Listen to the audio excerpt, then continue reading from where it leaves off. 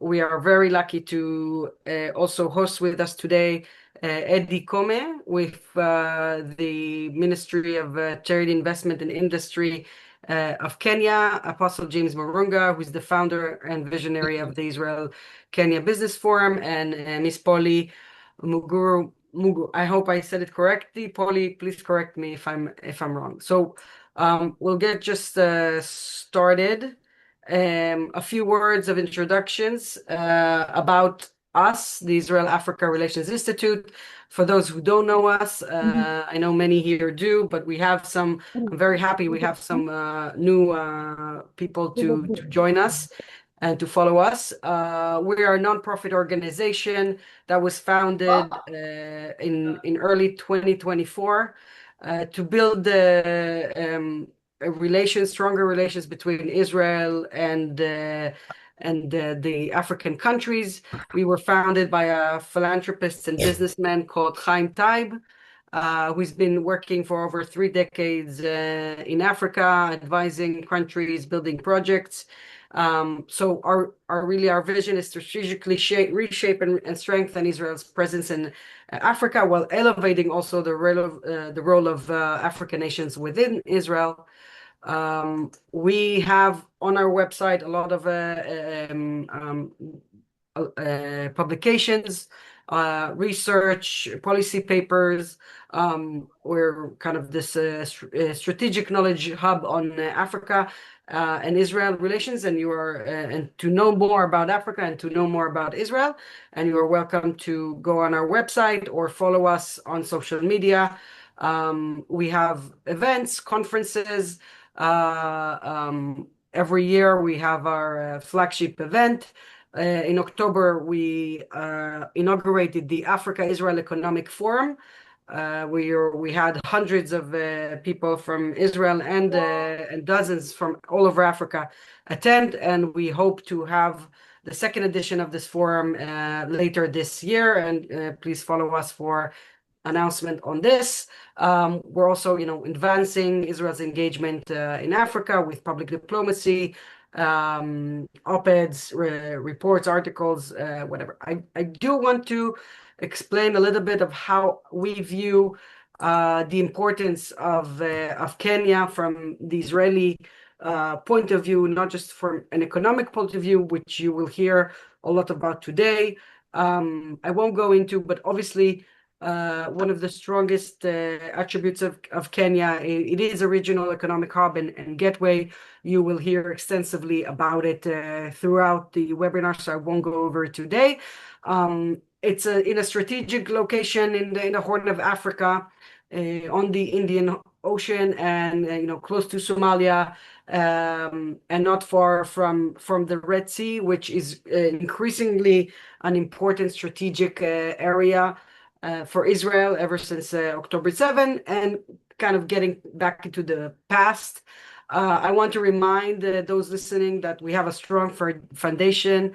Israel was one of the first countries to recognize Kenya when it became independent in 1963, and had a lot of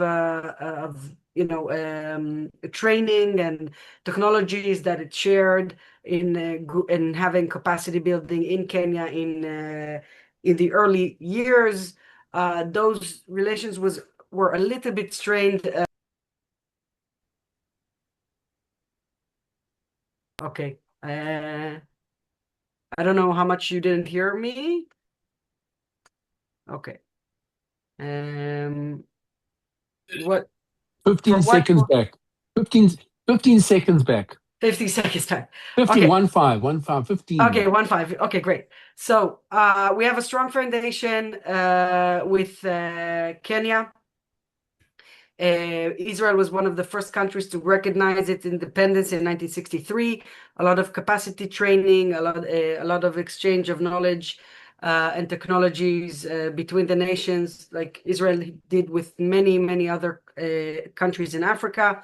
By 1967, a third of Israel's embassies were in Africa, and Kenya was one of the strongest ones then. We have a very good foundation for a favorable public environment. A Pew Research from 2025 actually found Kenya is views favorably. You can see the countries with the most favorable views of Israel in the world. And as you can see, Nigeria was one, and then Kenya was the runner-up, which is a very good basics to doing business and the environment that we are living in. So I think if you to summarize, really a priority country in Israel's strategy, both from a security point of view, from a political point of view, and from economic point of view. And now we will move to our next speaker, Mr. Eddie Kume, from the Kenya's Ministry of Trade. Mr. Kume, please. Thank you for the introduction, and welcome to Kenya. As we see, this is a land where people make it. We are delighted to have Israeli as partners, as friends of Kenya, and yeah, thank you for that. So I will begin with my presentation. Allow me to just share my screen.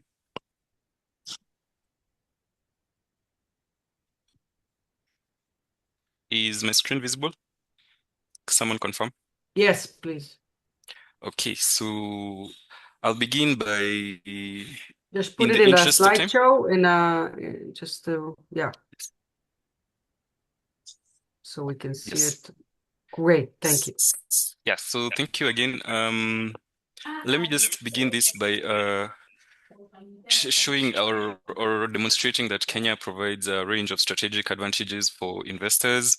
Apart from a stable economy and leading democracy, logistics and innovation hub, a robust digital and tech ecosystem aligned with EU GDPR, and leading Africa's green transition. Up to 92 to 95% of our energy is clean.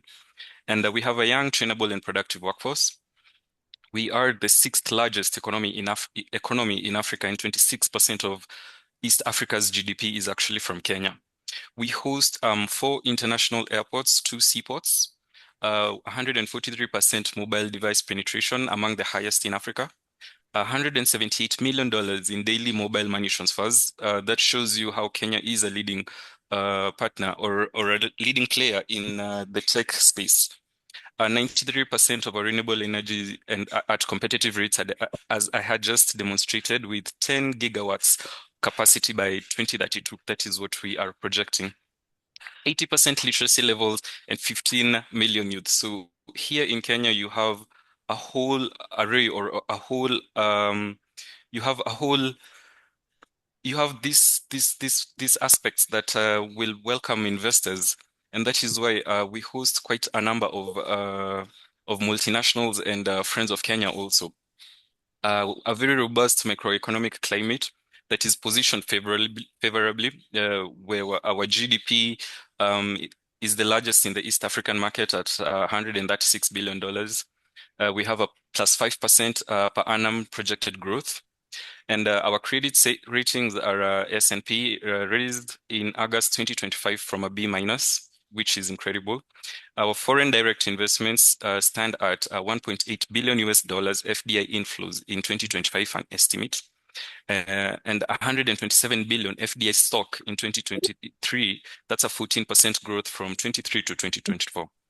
And in world trade, our global GDP access through trade agreements stands at 46%, and our value of goods exported in 2024 stood at $8.3 billion, which is actually an increase from previous years and since even pre-COVID.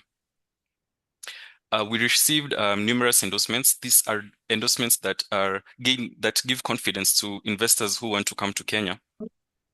And some of these, let me just move my screen. Some of these Brother Fuchio, good morning. Good morning. Sorry?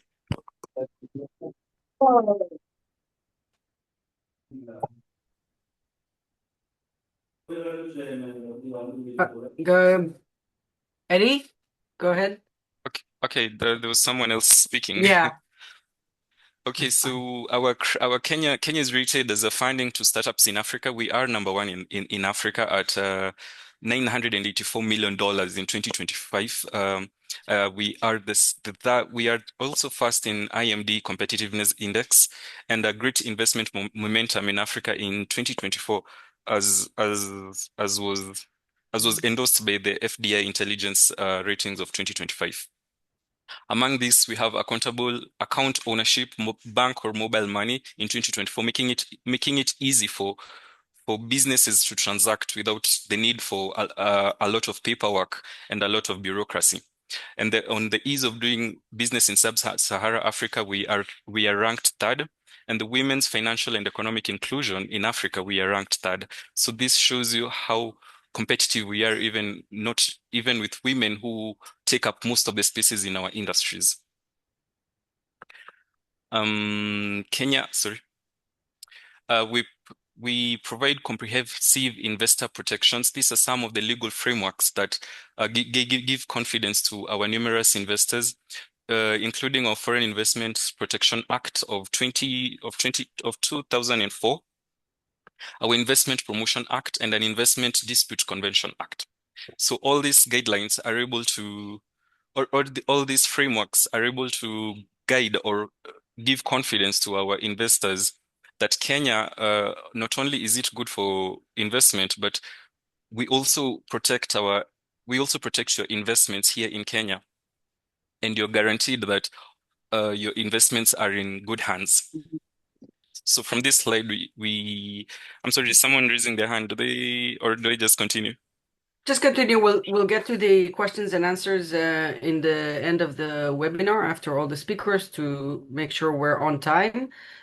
So please, everybody, if you can keep patience, and Okay. we're having short presentations and then a Q&A session. Yeah, Thank you. I'll just end. These are some of the multinational and multilateral organizations that have presence in Kenya. And you can see we have an array of them, from UN organizations to other multilateral organizations and private international entities that have presence here in Kenya. An overview of Kenya's competitive sectors for investment for our Israeli partners. Kenya aims to achieve socioeconomic prosperity and become an industrialized middle-income country by 2030. Our Vision 2030 is built on three interconnected pillars: the economic, social, and political pillars, where in our economic, we have accelerated GDP growth of up to 10% per annum, advanced industrialization, improved private sector competitiveness, positioning Kenya as a trade hub. Our social pillar enhances quality of life, promotes equality and inclusivity. As I had said, our Kenya is ranked third in Africa in women in business and in development space, and expand access to utilities. The political pillar strengthens democratic governance and ensures political stability, promotes inclusive decision making. The pillars align with Kenya's bottom-up economic transformation agenda, the better agenda, that give clear and predictable roadmap that foster private sector growth in key sectors such as agriculture, health, MSME economy, digital superhighway and creative economy, and housing and settlement. In line with these goals, Kenya has prioritized key sectors. We have been able to group them from high job potential sectors, which include manufacturing, agriculture and livestock, ICT and BPU, construction and building, and tourism and hospitality, which are some of our key and strong sectors. In the emerging sectors, we have the creative economy. We have such a robust youthful population that are quite courageous in this creative space, and environment, forestry, mining, and the blue economy. The enablers of this include our economic zones, special economic zones, our EPZs, and county aggregation industrial parks. These enable sectors such as the land, infrastructure, energy, and education across the whole of Kenya. But this is a continuation. The Kenya presents significant growth potential across 10 key sectors, as as previously said in the last slide. In manufacturing, 7.3% of GDP, agriculture, 22.5% of GDP, and livestock that contributes 12% of GDP. All this are statistics from the year 2024.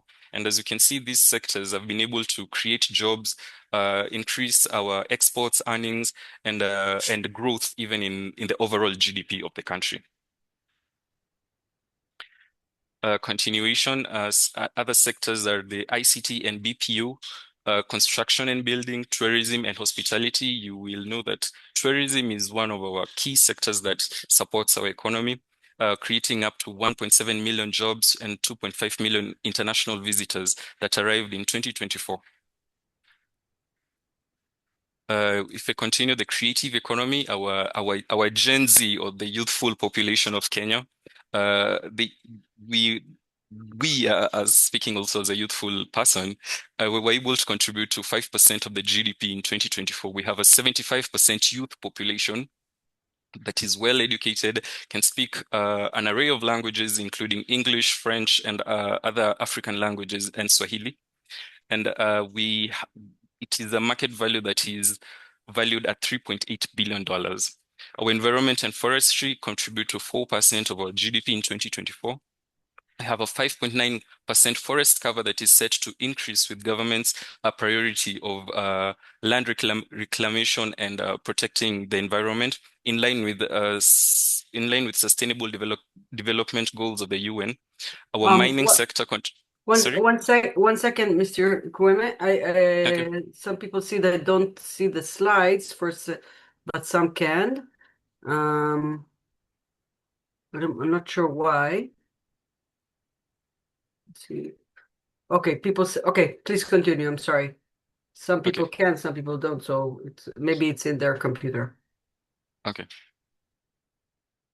We have burst and tapped reserves in our mining industry, in our mining space, which include gold, titanium, and other industrial minerals.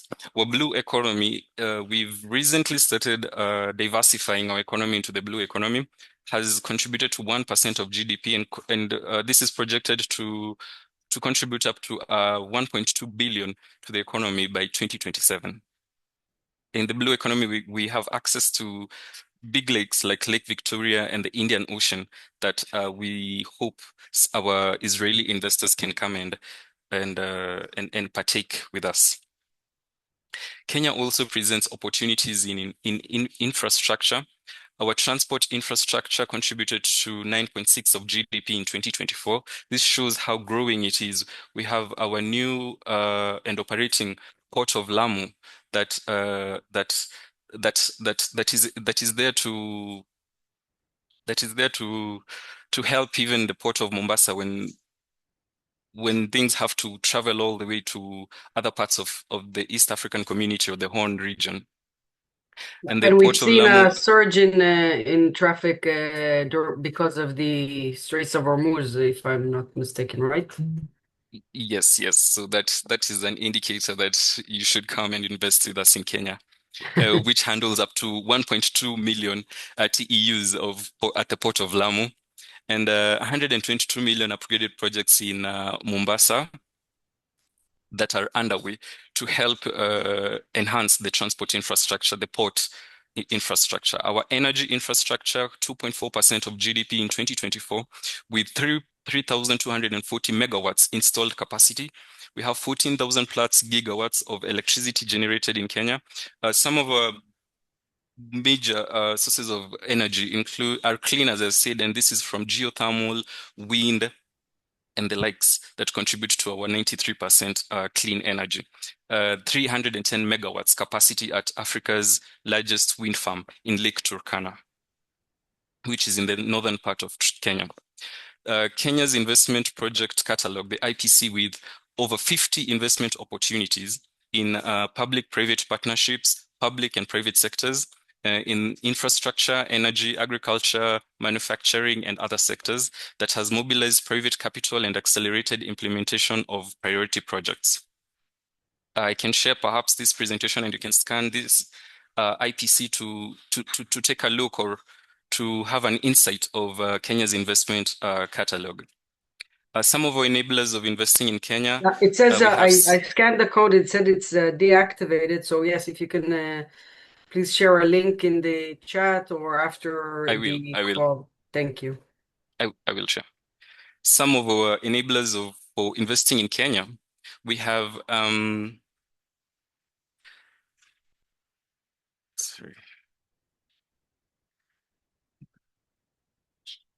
Kenya offers multiple public special economic zones, EPZs, and industrial parks, including the Konza Technopolis, which is in Machakos. It's just a stone's throw away from the capital city. And on your way even to the port city of Mombasa, this is a 5,000 acre project that borders 3 counties and 60 kilometers just from Nairobi. Others include the Dongo Kundu, which is in Mombasa. We have the Naivasha SEZ, located along the Nairobi-Naivasha SGR line, competitive power tariffs, planned 5,000-acre expansion, the Olkaria SEZ in Nakuru, the Riwa SEZ in Homa Bay. These are also other SEZs that are available in Kenya. As you can see, Kenya has this competitive niche where we are able to provide our investors with an array of different SEZs and EPZ opportunities. The incentives within county aggregation and industrial parks. We have these 14 county aggregation and industrial parks across Kenya. We are not just limited to big cities of Mombasa and Nairobi. Even in the interior or even in our hinterlands, you're able to get investment opportunities that have great incentives. Within the county aggregation in industrial parks, we match offerings from land banks, including those of SEZs, EPZs, and industrial parks. Other land banks for investments in Kenya, apart from the ones that I've just mentioned, we include Kenya's Land Commercialization Initiative, the LCI, which repurposes 500,000 acres of underutilized land. It also encourages for private sector investment, maximize land value through PPPs, creating 1.1 million jobs, and to promote value addition in some of our key sectors, and improve land tenure security for foreign direct investments. In my last slide here, this is perhaps you can try scanning this code also and tell me if it works. In this screen here, as I'm showing you, you partner with Invest in Kenya, your gateway to Invest in Kenya. This shows how easy it is to not only come to Kenya, but to also invest in Kenya, where you'll have your company registration, access to power, work permits, applicable licenses from land and all that.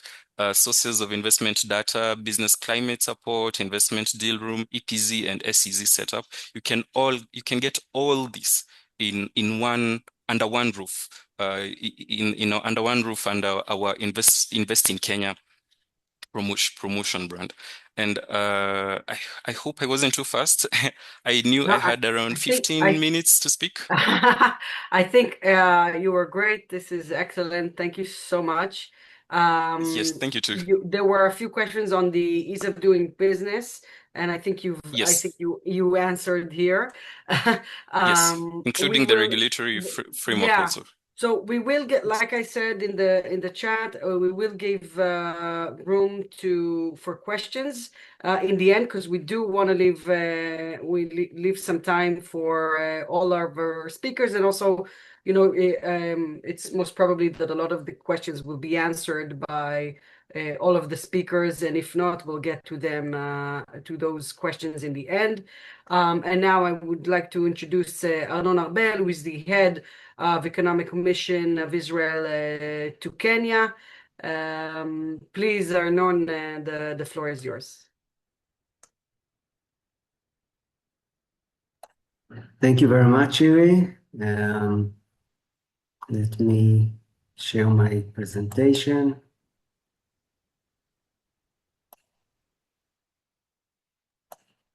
And while just to tell people again, we're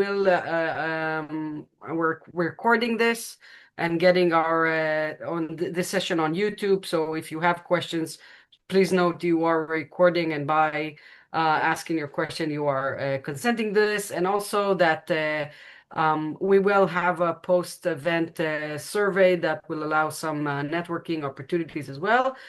So please, Arnon. Okay, thank you. So again, my name is Arnon Arbel. I'm the head of the Economic and Trade Mission at the Israeli Embassy in Nairobi. Pleasure to be here. I will not echo Eddie's excellent presentation about the importance and the huge potential of Kenya as a leading economy in East Africa and Africa in general. I will touch on some other aspects, mainly, one moment.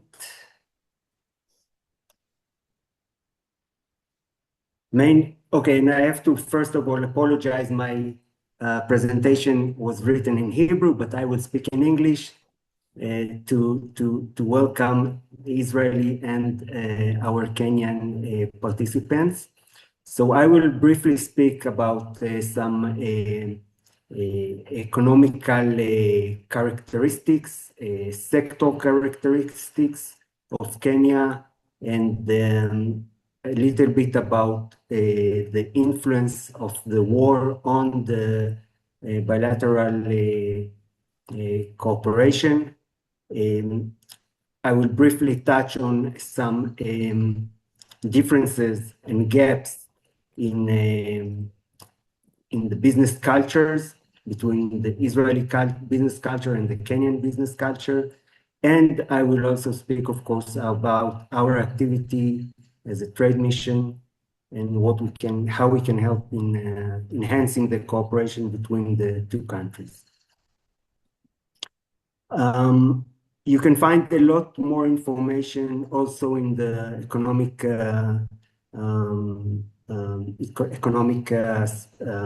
summary that we have in our website. The website you can find at the bottom of this screen. And I would start with some characteristics of the Kenyan economy and how is the war influenced or changed some aspects. First of all, further to what Eddie just showed us, Kenya is still a growing economy with some general characteristics of a growing economy, but with some differences that makes it unique in the global market. So first of all, we have a big and influential agricultural sector with between 30 and 40% of GDP. However, in parallel, we have a very advanced financial sector. I don't know if you heard about M-Pesa. M-Pesa is one of the pioneers, global pioneers in electronic money transfer. And the financial sector and the banking sector is very, very, very highly advanced. Another characteristic is the rapid growth of middle income sector in the population with growing purchase power, which is a very good opportunity to enhance and to cooperate and to touch upon this growing capabilities of this segment. How did the war affect, or what were the influences of the war? First of all, we saw and we see an increase, a rise in the prices of fuel. This might be genuine because of lack of or fear of lack of fuel, but in, it seems like it was an artificial raising prices, and my belief is that prices will go down again. There was a fear that if the war would have been continued, there might be some influences and disruptions on the Kenyan export, mainly to the um, um, export partners in the region. And unfortunately, we notice an anti-Israeli social media campaign. We didn't see it in the past. It is something new. It is for sure being organized and orchestrated by foreign influences. And we believe it's coming from mainly from Iran and Qatar. And I hope that it will be forgotten and reduced and in the near future. Another characteristic we have to notice is that we have an upcoming elections in 2027. It's going to be very interesting from an internal political point of view because there is a lot of unknown about the future president. And unfortunately, usually these elections are being affected by some unrest in the streets and some very heavy demonstrations. And I hope this year it will be less less critical or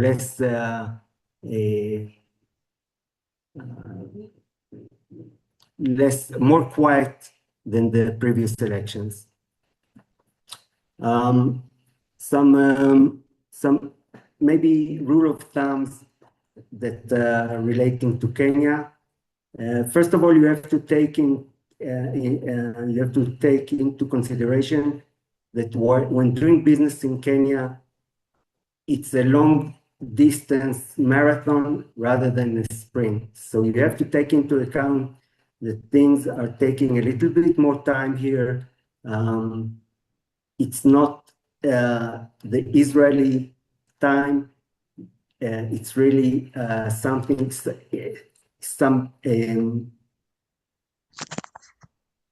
aspects taking more time, and you have to take it into consideration when considering doing business with the Kenyan partner. The Kenyans are not as direct as us Israelis, so you won't hear a direct no.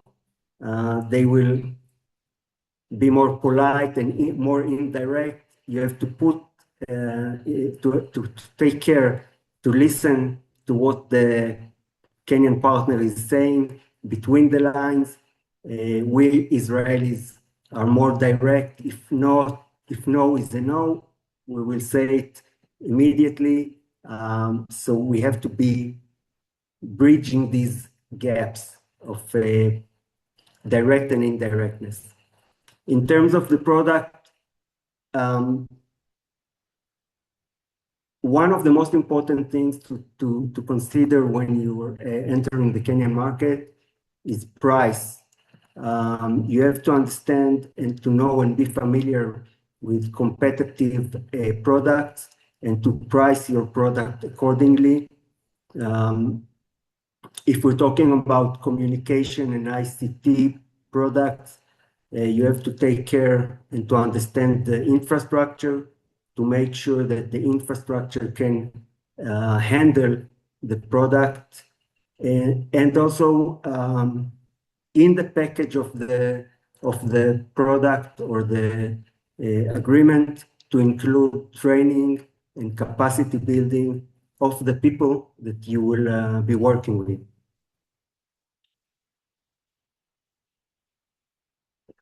Sorry. Another very important maybe rule of thumb for the Israeli companies that are coming here is if you have a local representative, it is a very good advantage, a local representative that understands the market, understands the needs, know the people, know the market. It is a very high advantage. Having said that, in parallel, boots on the ground, if you don't have a local representative, be here, come here many times, every couple of weeks, have a long visit in Kenya, meet the people, shake hands, speak with the people, and be here physically. If we're talking about agricultural products, there are many organizations, the professional organizations that you need to be familiar with. This organization hold or incorporate a lot of members, and they have a lot of knowledge and a lot of capacity, financial capacity to work with their members. So this is something that you need to understand and know. If we're talking homeland security and defense companies, it is very important that you invest in inviting the people to Israel, inviting the decision makers so they can see the product, they can see the system, because we usually talk about more expensive systems. They need to see it, they need to be familiar with it in Israel, and you have to consider this as well. Sending samples. Samples are important for initial engagement. So the people here will not only see it on the videos on the computer screen, but be able to touch, to feel, especially if we're talking about food, cosmetics, and sectors like this, that people should feel and not only see it. Another point is that in parallel of being more indirect, at least in the beginning, Israeli humor is not so much understood here. So at least at the beginning, be more, less cynical, less Israeli humor, because it might not go through as you plan it. Now, a little bit about us. So this is my team. We're working according to sectors. Each trade officer is in charge of various sectors. What we do is mainly to create sustainable cooperation between Kenyan and Israeli companies. Sorry, is this my presentation? Yeah, we'll delete it. Sorry Just about it. I don't continue. know where it came We'll from. delete it. No problem. Okay, sorry about it. We do it in a variety of ways. Of course, delegations, incoming, outgoing, physical, virtual conferences, and we also work in third countries. So, for example, if there is a big exhibition or conference in Germany and there are Kenyan and Israeli companies that are going there, we will try to set prearranged meetings between the companies in this location. We also work in identifying partners. We do seminars, and in general, we do whatever the company needs, both Israeli company or Kenyan company, in order to promote the good and sustainable cooperation. Now, we don't deal only with Israeli export. We also assist Kenyan export. We work with our colleagues at the Kenyan embassy in Tel Aviv. No, just sorry to stop you. If you can stop sharing and share again, so we won't see these marks on the. Okay, I will move to the next. No, just stop share and share again, and then we Okay. can see this. I don't know who's. Yeah. Okay.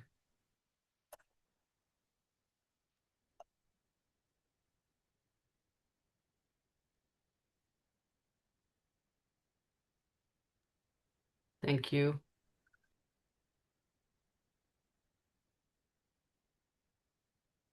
Okay, moving forward, what we deal with, what are the sectors? We are open to all sectors, but we concentrate on the following, mainly agricultural technologies, ICT, cyber, and fintech, health, of course. A new sector that we're getting into is cosmetics, and we are starting this year with we did a nice webinar a couple of weeks ago, and we're planning a cosmetic incoming delegation in July. And of course, as Eddie said, we're also getting into blue economy. We had a very successful blue economy webinar only 2 days ago, and we're planning an incoming delegation later this year, maybe to participate in the Blue Economy Conference in Mombasa in June, or maybe a different event.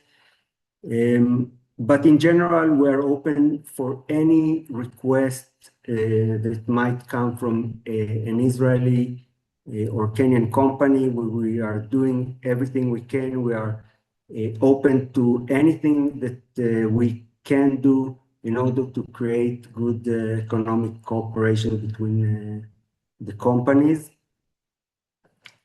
And I encourage you to contact us. This is our email address. And again, I want to thank Shiri, and I want to thank the Kenyan and Israeli participants. And thank you very much, and have a nice. Thank you, Arnon. Just before moving to our next speaker, I just want just like maybe one or two key advice for, we have a lot of Kenyans here as well, and people from across Africa, about doing business with Israelis. I think some of the things you expressed in your presentation, but maybe you can share like one tip of doing business with Israelis that can help our African partners.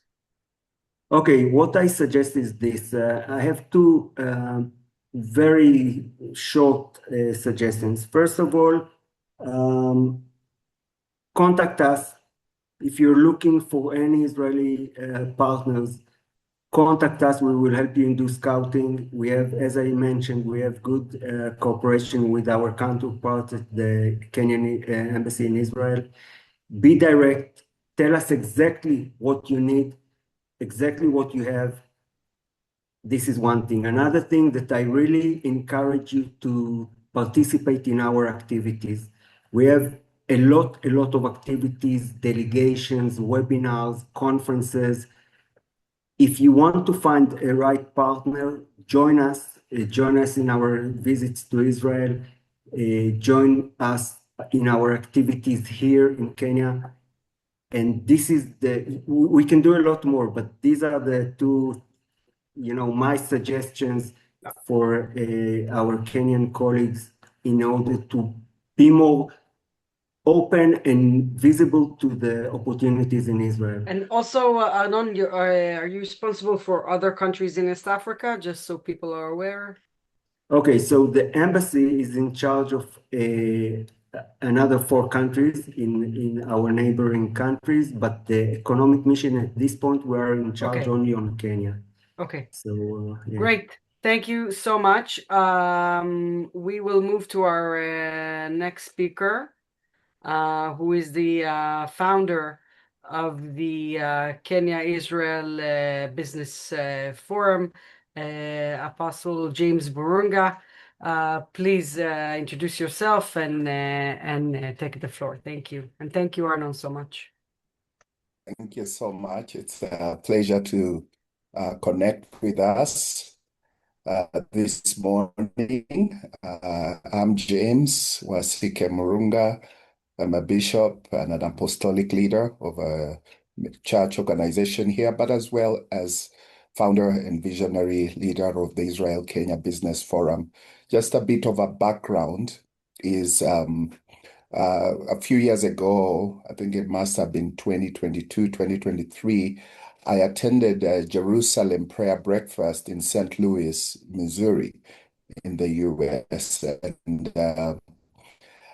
it was really eye-opening. It was my first to really get into a detailed overview of what goes on in Israel and how we can connect from a Christian standpoint, pray and bless Israel, but also to connect. And I was having a discussion with some business leaders in the US, and one of them, who is a bank owner, she brought out the fact that she is looking at connecting business leaders in the US and Israel for business partnerships. And that struck a light bulb came up within me.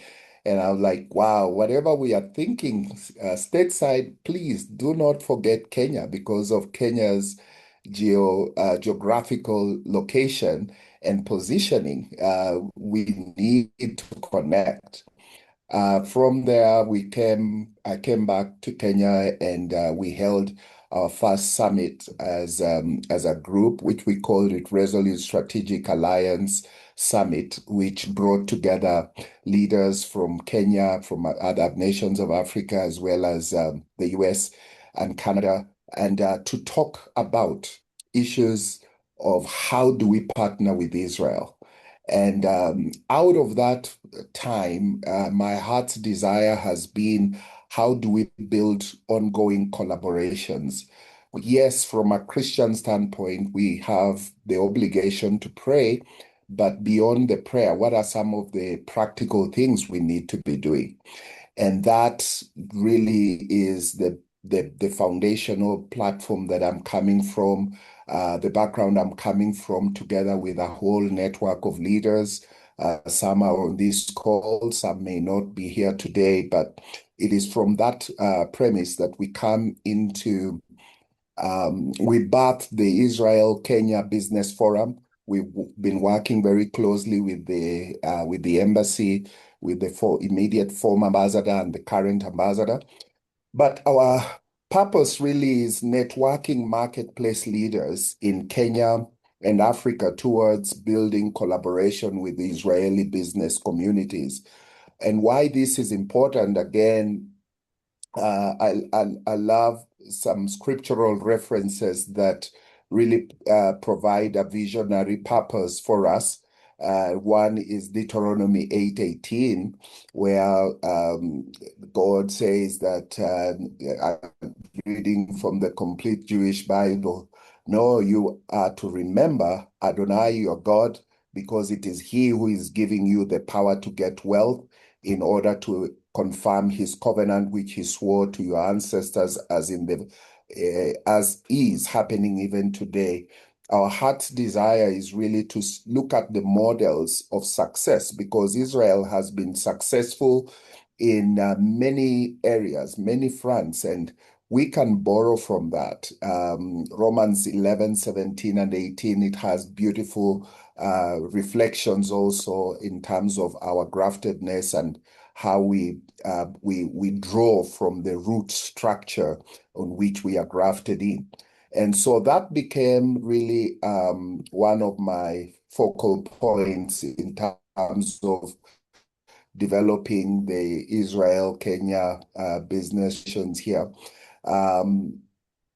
So some of our very specific areas of focus is collaboration, because we have to network and build the collaboration so that we can have synergy, we can have the knowledge sharing and technology transfer comes in from that collaborative effort. That is really what we are looking at. So one, on the Kenyan side, and our sister countries in Africa, how about collaboration, coming together? And from that place of coming together and collaborating, we can provide solutions through our learning and knowledge sharing with Israel partners in business and, and other spheres of technology and all of that, so that we can begin to help our governments provide solutions to the needs in Africa. There is the aspect of mentorship of children and youth networks anchored on Judeo-Christian values that guide and lead to success in wealth creation. I do believe, in my just study of the Israeli culture and all of that, I found that they are you guys' values, are in the family and centered on raising the next generation in certain principles of success and business. And I'm thinking, wow, we need to borrow that. We need to mentor our next generation so that they realize that success is not just anchored on mere academics, but a whole set of values and principles that can transform and enhance their future. And if we can catch them at the right age, then we will be winning the battle. A fourth point here is the Holy Land business trips to learn from the innovation hubs in technology and agribusiness. This is key. We've had discussions with the former and the current ambassador on this type of visits, so that we are not just going and from a Christian standpoint, just not going and getting awed by the beauty of being in the Holy Land, but really to connect with business leaders to see, learn, and experience how do we transfer the knowledge and the insights, the wisdom that is endured in the Jewish people and back here. One of my friends made a statement some time back. He said, think about it. Israel also gets some soils from Africa and other places. And in Israel, you go, the land is beautiful and the desert is shrinking. But in our homeland of Africa, where they get even some of the soils and they do business here, it's like the desert is increasing. And I'm like, wow, we need to learn. We need to learn what is the secret so that we can be able to succeed in business. And I do believe that agribusiness is key. I'm thankful for all the presenters I've had from the government representative as well as the ambassador representative. That indeed agribusiness is one of the key areas we can connect. And already we have established SACCOs. There's a SACCO we are running in Western Kenya and others coming up. We have some network of business leaders at the coast of Mombasa that we are exploring different opportunities that can really, that business leaders can come together, invest in, and also connect and create partnerships for markets as well as for business investment opportunities both ways between Kenya and Israel. So I'm excited about what is emerging, and Polly, who is also one of us, has worked tirelessly to put help in this event. But these are some of our upcoming events. We have a Leaders Summit, 5th, 6th August here in Nairobi. We could share details later. And then we have regional hubs where we are going into various regions and talking about these partnerships and modeling from the principles and knowledge that we are learning from our Israeli counterparts. And so we welcome you to us, to Kenya and to Africa, so that we can have mutual undertaking as we seek to transform lives and create opportunities to generate wealth modeled on some of the principles that you guys have adopted well over the years and run with. Thank you so much. We will be happy to connect with all of us as we go forward. Thank you Thank you. so much, Apostle. I mean, this is really a great and very visionary mission, and thank you so much for explaining about the forum. I have to say, this kind of webinar is exactly why we established the institute, to have a platform where Israelis and Africans can engage. It's just not a one-way street. It's a partnership. It's a friendship that has a shared long history, and that we want to strengthen these days. So Polly, please, the floor is yours, and of course, everyone, Polly really initiated this wonderful webinar, and we owe her our thanks as well. Okay, thank you very much. I'm so glad to be here, and it's such a pleasure. I hope we can all see my presentation Yes, very well. Excellent. So I will progress a little bit on what Eddie from our ministry spoke about. He touched on the Kenyan sectors that are open for business. He gave some statistics, and I will go into a little bit more detail on each of these sectors and the actual opportunities that are there for our Israeli partners. I'll also speak about potential partnership models. As Ms. Shiri said, I'm from the Israel-Kenya Business Forum, together with Apostle James Murunga, and it's such a pleasure. So why Kenya? I'll not spend too much time on this. We've spoken about this before, but I'll just mention that Kenya is part of the East African community, which is made up of 8 countries. But we're also a gateway to not only to the East Africa community, but also to the Horn of Africa countries, which gives access to approximately 450 million consumers. So as we are thinking of entering to Kenya, let's also think regionally, start here and leapfrog into the wider region. 3 points about us. Number 1, and perhaps this has been alluded to, we have been very key in digital transformation. We are rated number 1 in ICT policy in Kenya by the ITU, which has really helped us grow in this area. And in the area of AI, which is new, we are among the top 10 in Africa out of more than 50 countries. So we are growing really fast in the digital arena, which is key for a lot of modern business enterprises. We are also experiencing great infrastructure growth, which I believe Eddie spoke about. And just the fact that the ministry was able to give us someone to speak to us today shows us the commitment of our government in aligning government policy with the business environment, so which is very good news for us as business people. So let's look at the opportunity landscape. These are sectors that we have spoken about here. Eddie and also Mr. Anon spoke about this: agriculture and agri-tech, water, climate and waste management, renewable energy, construction and infrastructure, ICT. And then I'll also speak about 2 emerging areas, that is health tech and skills and labor arbitrage.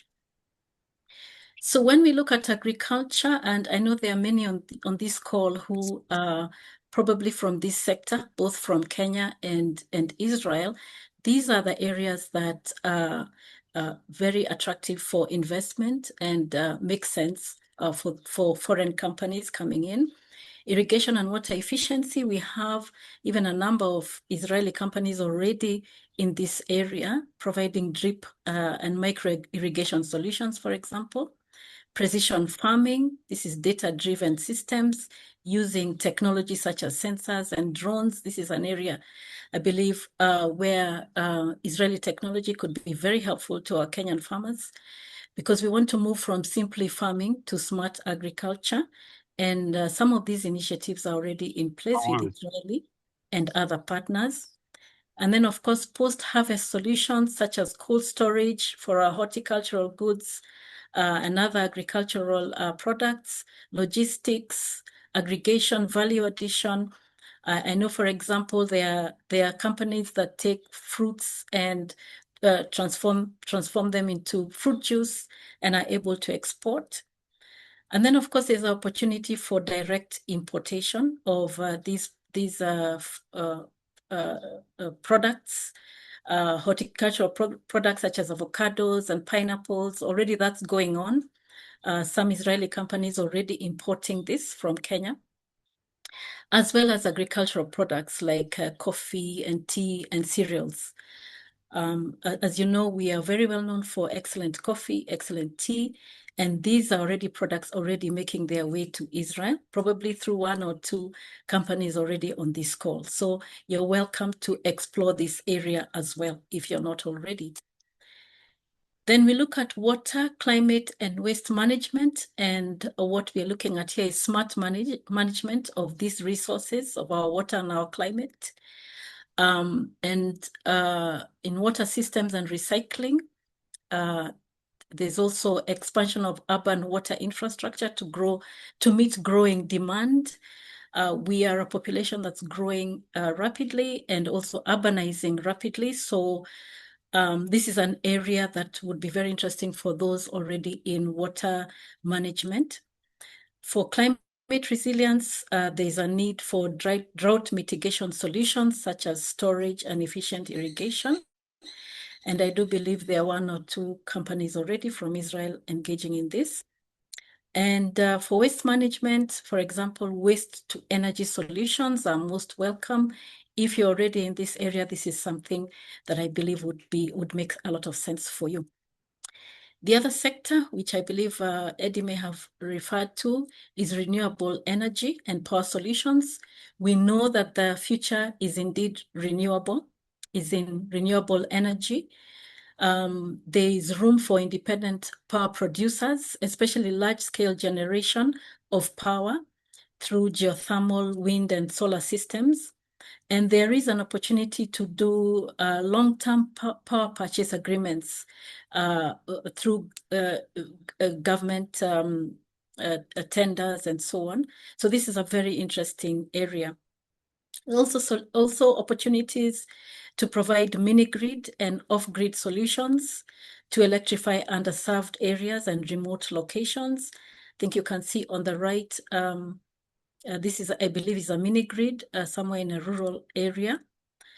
There's also opportunities for energy storage solutions, battery storage systems to stabilize the renewable energy supply and also manage intermittency, which is sometimes an issue. Then we look at construction and infrastructure. This is a growing need. We are an economy that's growing pretty fast. There's need for housing and urban development services. There's rapid demand for housing. Currently, there's a significantly large government-backed affordable housing program, and there are opportunities to get involved in this. The government is open to partnerships in this area of affordable housing. And this is an initiative that we believe is a long-term prospect because by the time the government has rolled out the affordable housing that has been programmed, it is quite a long-term initiative. And so this is an interesting place if you are already in construction and infrastructure. Then there's industrial and commercial infrastructure development, such as warehousing, cold storage, manufacturing facilities. There are significant opportunities there. Transport and logistics infrastructure. There are opportunities in building of roads, rail, ports, and logistics corridors. And then there's an interesting emerging space here that is outsourced architectural and engineering design services. Companies already providing architectural services in Israel are welcome to explore partnering with local architectural and engineering companies who can provide these design services even remotely from here. And we have had one or two architectural firms from Israel expressing interest in this. We have a good number of local companies that would be available to partner. All right, ICT and innovation. We know that Israel is top in innovation in this area. And we invite you to tap into Africa's Silicon Savannah, which is what Kenya is known as. We are global leaders in mobile money and digital payments. And so there arises a strong demand for secure and scalable financial infrastructure. There are a number of ICT companies already in play here that you may want to partner with, or even just roll out your own solutions in this area. Cybersecurity and data protection is another area of opportunity, and this would include compliance, risk management, and data protection services. There's also an opportunity in software and software as a service solution. There's demand for business automation and cloud-based solutions. And we invite you also to look into this area. Those of us, the companies that are in ICT represented on this call, these are areas, and of course there are others that you can look into as well. Then this is an emerging area, health tech. I do know that there's 1 or 2 Israeli companies already providing solutions in diagnostics and medical devices, providing affordable equipment, diagnostic solutions, and so on. Yeah, I think in cervical cancer, there are already mobile Yeah. ODT and others, yes. Yeah, correct, yes. And doing extremely well, I believe.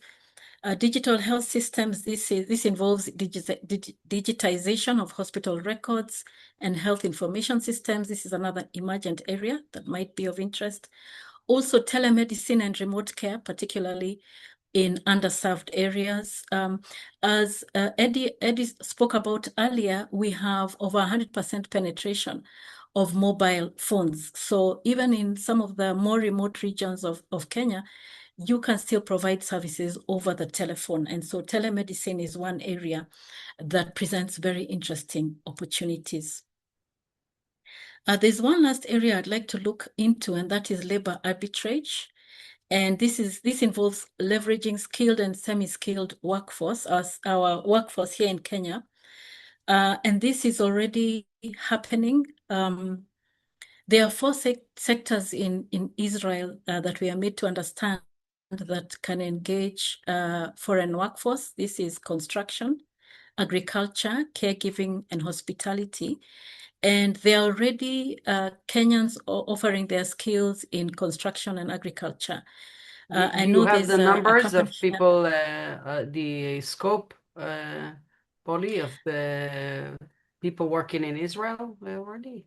I think construction, and there is a company on this call that I'm aware of that has already brought about 100, if not more, workers in construction.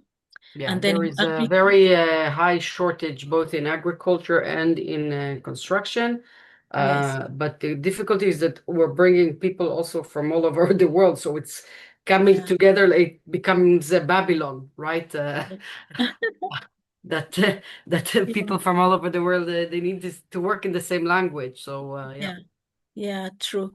Well, It's one thing also, about if I may comment, the issue of labor exchange is G2G on a G2G level.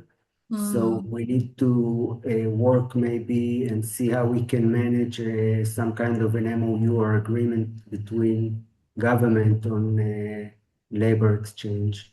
Yes, yeah, that's a very interesting area. And if it is possible to have the G2G going, then that would be excellent for this particular sector. All right, I will end with mentioning 5 key pathways that are available to Israeli companies. Polly, we just need to make it quickly because so we have leave time for question, please. Sorry that you're the last one. All right, no problem. So I'll skip that first slide and go straight into the last one, which speaks about the 5 areas. I spoke about direct export of your products into Kenya, which allows you to test the market demand with minimal risk. You could also engage Kenyan distributors or agencies, which enables you to leverage existing networks and customer relationships. You're also able to have partnerships, joint shareholding. Our government does not require that you have Kenyans in a company that you're establishing in Kenya. So you're welcome to, start companies and begin your operations, combine your foreign expertise with local market knowledge. And then you can go the joint venture way. These are separate entities working together for a common goal. And of course, you can also do direct entry, have a local presence within Kenya.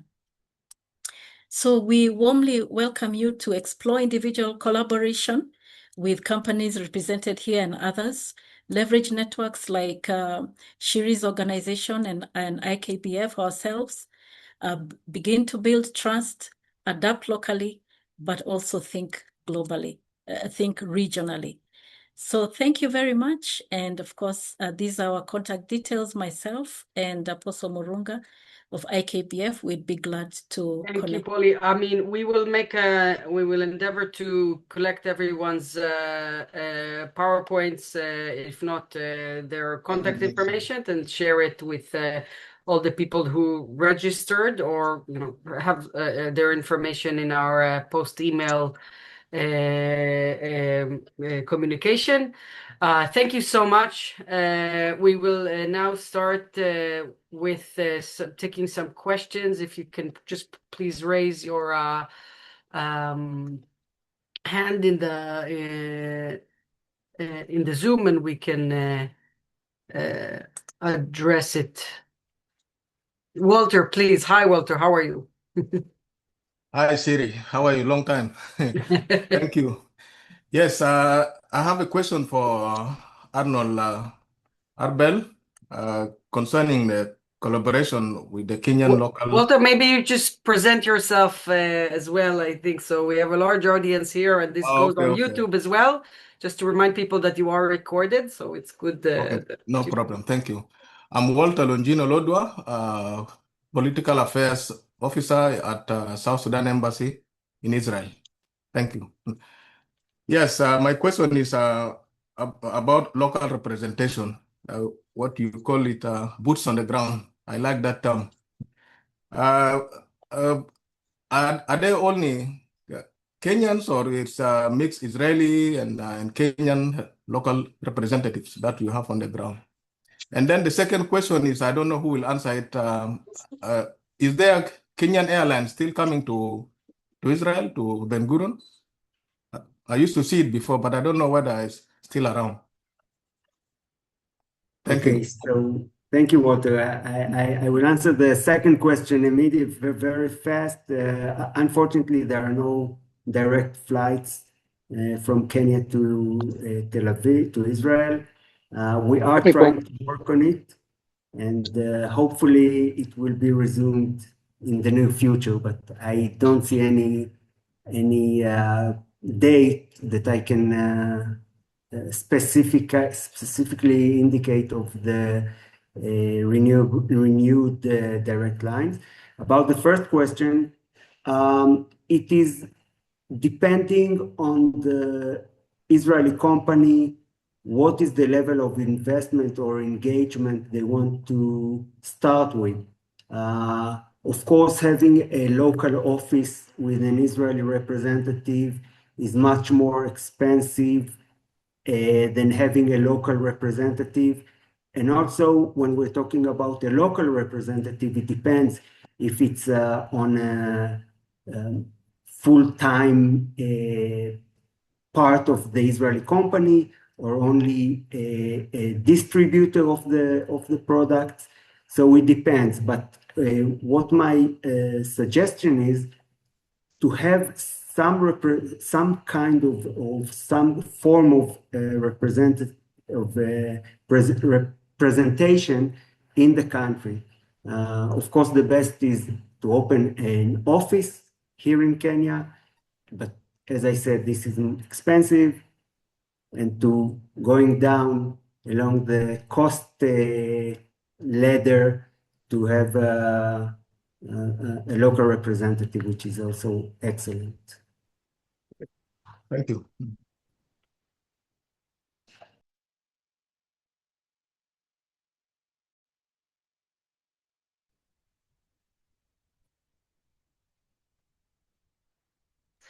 Oh, I'm sorry, I was on mute. Yusuf from Somaliland, you're here. I saw you raise your hand before. Yes.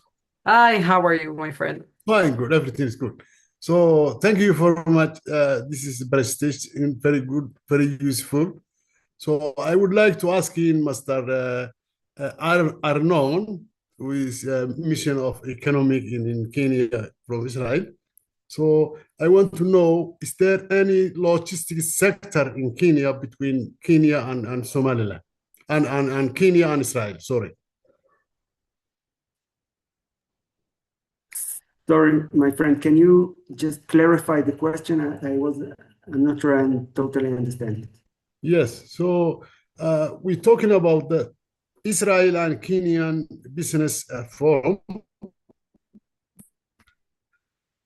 So I want to know what about the logistics sector? Is there any companies between Israel and Kenya doing business, logistics business, especially? Okay, so first of all, if I understand you correctly, you're talking about logistics activities, logistic companies? Yes, yes, yes. Okay, so logistics is another, it's a very important sector. We are open to assist. We are open to join and to scout some Israeli companies if you're looking for Israeli companies, or to scout and to find local Kenyan companies that want to cooperate with the Israeli companies. Again, I'm not sure if I understand you correctly, but we look at logistics as any other sector, and we will do our best to make a sustainable cooperation between companies depending on their needs. Okay. If this is what you're asking, I'm not sure. Yeah, that's good. Clear. Thank you. Thank you. Any other questions? Yes, please, Yusuf. Yeah. Yes, good morning, Shiri, and the rest of the guys. Or good day. Good morning. Good morning. And thanks to everybody for the participation of this webinar, but let me go direct to my question. I think you finished me, right? Yeah, we're seeing you. Please, go ahead. And my question is, it's concerned about the private sector collaboration model. For example, and the partnership models between the Israel and Kenyan private sectors have been most successful when it comes to the small-scale industries. And how can these models, which have been successful, adapted for the frontier market with a limited institutional capacity? My question is roughly regarding for the private sector collaboration between the Israel and the Kenya. Maybe some of them have been succeeded, maybe some of them they may not be succeeded. So those, I mean, a collaboration which has been already succeeded or to become a successful, how it can be adapted to same like Somaliland or maybe the other countries? It's a great question. I mean, Yusuf, but we're not going to take the webinar on Somaliland. We will take it on another time. But I will take the question. Actually, Arnon and maybe Polly, and all the rest of the people in the we would love to hear about success stories, the key success stories that we know that have been going on with Israel and Kenya. I think it would be useful for people to share. So maybe Arnon or Polly, if you want to give one or two examples, and any other participant are welcome also to share, and you can send them to us and we can share with others, and we love to highlight these kind of things so we can learn in other areas and countries like Somaliland and others. So Arnon, if you want to address it. Yes, I will be happy. So first of all, regarding Somaliland, I don't know if you read, but only recently Israel appointed an ambassador for Somaliland, Mr. Michael Lotem, who used to be the ambassador of Israel to Kenya. And he's a very, very much economic-oriented person. So I am sure this appointment will be very helpful for the business relations between Somaliland and Israel, and I'm very happy about my friends Michael Otan being chosen. This is in regards to Somaliland. Now, regarding to success stories, we have many success stories. Unfortunately, due to confidentiality, I won't be able to reveal the names, but I can tell you that only recently there were two success stories that I was very happy to be involved in. One of them is a big irrigation company that made a big irrigation project in Kenya and signed a contract with a big agricultural company. And the other one is in the field of renewable or recycled water. The Israeli company provides a biologic material that is helping to purify used water and to turn them into agriculture worthy water. So these are very recent success stories. There are many. The key is to find the right partner. And I would echo the words of our ambassador that success cannot be done without a partner. So finding the right partner is crucial, and we're here to assist in finding the right partner.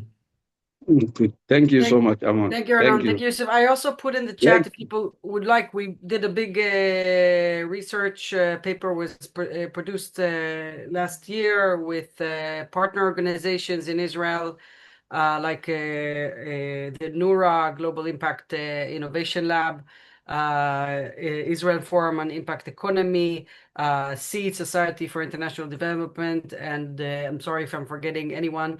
It was led by research Katie Tappert. It's available online. I just put it in the chat. You're also welcome to put it in the website. We also have the presentation of it on YouTube of the summary of it. So we'll take the last questions, please, from Harel. You're welcome. Thank you, Yusuf. Can you hear me? Yes, very well. Thank you. Hi, everyone. You can call me Harry, for those who can pronounce the Harel. It was a good lectures. Thank you so much. It helped me a lot. My question is mainly for Arnon Arbel, but also for Mrs. Pauli Mugo, and also maybe for James. We're doing space science projects for the benefit of men. We were also working in South Sudan, helping them to establish Space Science Academy, and also more projects like promoting precision agriculture, which is using satellites for agriculture and water management. And my question is, how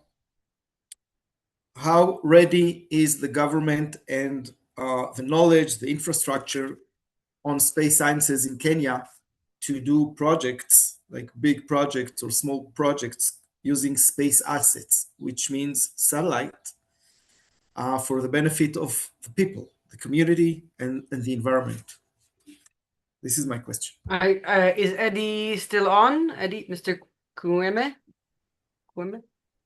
Yes, I'm still on. Great. Did you hear his questions about space and using satellite information in projects? Yes, I wouldn't be at a position to answer that correctly, but because this is now another institution that will deal with this, but from what I know, as Kenyans and even as government, we are ready and open to learn and collaborate in these sectors and projects. Yes. Okay. Thank you so much. So who am I talking to? Is there a certain person? Can you send me a name? Perhaps we can side chat. Sorry? Perhaps you can side chat me so that I can be able to guide you on where you will get. Thank you. Yeah, I will. Okay. Thank you. We really have to go. Anne, if you want the last question, really, because this is we want to be mindful of people's time. So very quickly, if you can. Anne, I see you're here. We go. Thank you. Thank you. Thank you so much. And even for the first presenter, I'm so much interested. And there was a point where women are ranked third in Africa in business, which is quite encouraging. And I want to say that that's just a fraction of the number of women, but I'm now representing the women in the village who really want to partner with Israel. And one of the opportunities that many women can be able to do agribusiness, and more specifically, if we can introduce the greenhouses where they can manage around their homes. I think that will add value to this country.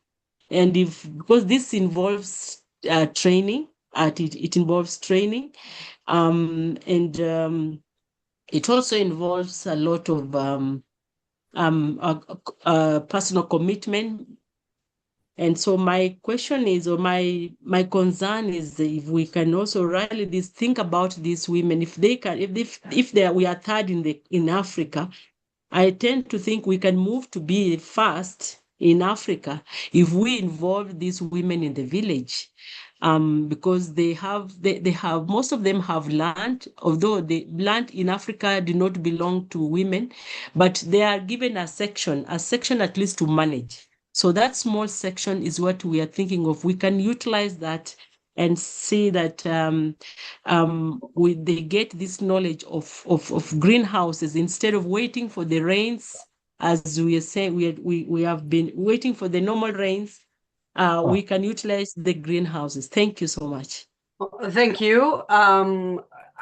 I'm a huge supporter of women. A lot of my career is in promoting women rights and gender equality.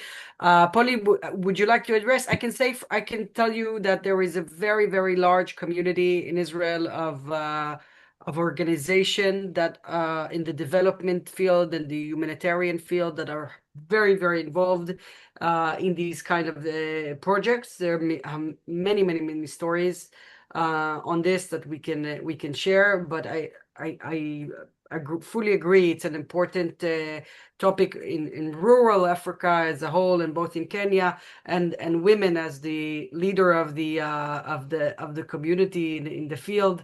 Polly, please, if you would like to address, and then we'll finish. Yeah, and thank you for that. And yes, of course, women are important in this conversation. And one of the things we're encouraging as IKBF is if such groups are able to come together, then we are able to, it would be good if there would be pilot projects. Before rolling out larger projects, there would be pilot projects that would be able to establish whether a particular initiative is worthy to proceed with or not. And so, yes, indeed, they're an important part of the conversation. And if they're able and willing, they're most welcome to participate in such initiatives. Great. Thank you, Polly. Thank you, Arnon. Thank you, Mr. Kome, and of course, Apostille Moronga, for your participation and for this wonderful initiation of this forum. I work a lot with Kenyans. I think I work with people from Kenya more than I do in any other African countries, and I love it very much. The great people at the atmosphere and the environment is very, very pleasant, and I think that's also important.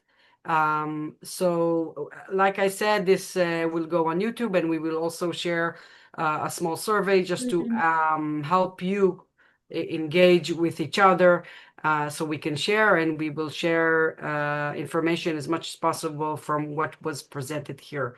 So thank you very much. Polly, any last note you would like to say? Yes, just to thank everyone, both from Kenya and from Israel. We've been looking forward to this. I think Shiri and I first spoke in December last year, and it's so exciting to see more than 100 people attend. Thank you, and look out for more information from Shiri. Great. Thank you, everybody. Have a good day. Thank you, Shira. Stay safe. Thank you. Bye-bye.